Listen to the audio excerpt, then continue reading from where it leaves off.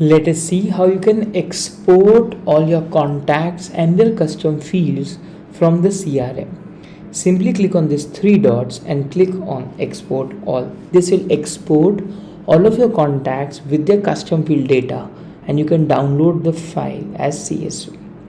Now, if you want to filter your data and export only selected or filtered contacts, you can also do that using the various filter options available here. Simply click on filters, select the particular condition that you want to filter.